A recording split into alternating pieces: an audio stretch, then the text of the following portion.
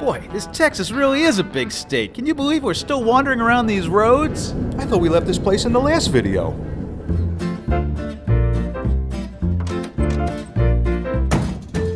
This is one exhibition where do not touch signs are entirely unnecessary. In fact, it could be the only museum in the world where the acquisitions serve as their own anti-theft system. More types of barbed wire than you ever thought existed are on display here in McLean, Texas, each painstakingly categorized, mounted, and labeled. According to the museum, more than 2,000 variations of wire have been cataloged. For the avid barbed wire enthusiast, the Devil's Rope Museum is surely Mecca.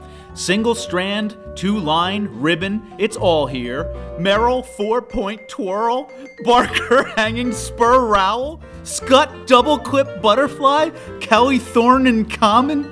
And yes, don't worry, they also have Sutherland no kinked strand. Heck, you couldn't call it a barbed wire museum without Sutherland no kinked strand, now could you?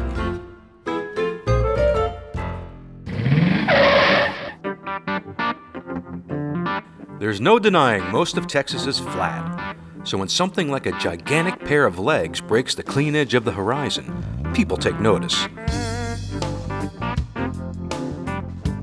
The Ozymandias legs were commissioned by Stanley Marsh III, the same man responsible for Cadillac Ranch and a number of other local oddities. This particular dose of madness is purported to be the ruins described in the 19th century sonnet by Percy Shelley, the famous poet. The sonnet, entitled Ozymandias, tells of a pair of detached limbs in the desert, the remains of an ancient statue. Visitors can read all about enormous gams on a nearby Texas historical marker. But as it turns out, the historical marker is a sham. You have to realize that the man behind the whole thing has been described as both a subversive genius and a ridiculously foolish eccentric. Quite simply, as Marsh has pointed out, Shelley's poem is about the futility of monuments. So, he built a monument to it.